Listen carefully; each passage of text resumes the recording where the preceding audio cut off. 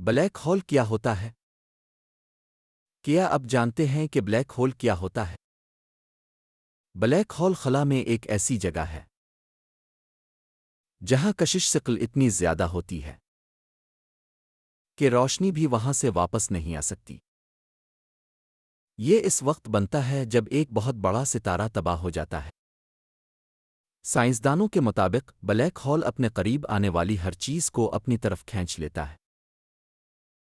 سب سے حیران کن بات یہ ہے کہ آج بھی بلیک ہول کائنات کے سب سے پراسرار رازوں میں شمار ہوتے ہیں۔